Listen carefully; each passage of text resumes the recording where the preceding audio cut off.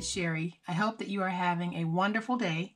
Well, today is a non-tutorial day, but I did want to share with you guys some things I'm about to box up and send out to a swap partner. I am a part of an online group, and it's Crafty Crafts by Dina Swaps and Stuff. That's the name of our group. And we do monthly swaps, and this month's swap was a spring card and a sweet treat. And my swap partner was Bertha Wilson. So I decided I would make her a card and the sweet treat and then some other little goodies that I hope that she will enjoy. I'm not much of a card maker, so I decided that I would make her other items too to kind of make up for my lack of card making skills. But I did want to share with you guys what I made for her.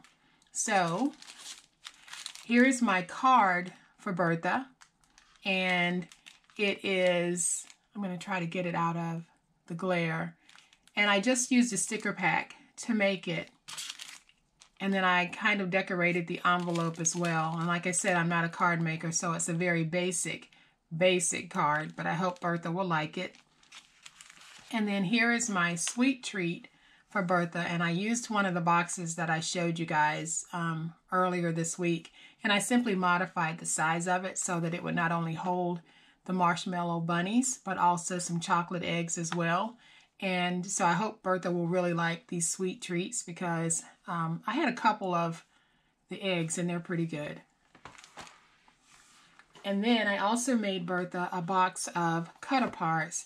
So I just made a little box, and I cut out a whole bunch of cut-aparts so that she can use these in making her cards or whatever she might want to use them for. So I hope that she will find these very helpful. And I made this last week, and Bertha commented that she really liked it.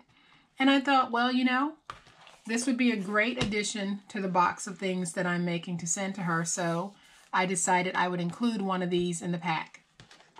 So that's also for Bertha. And then the last thing that I have made for Bertha is this really sweet and absolutely gorgeous stationery set. I'm calling it a stationery set because that's what it's holding right now.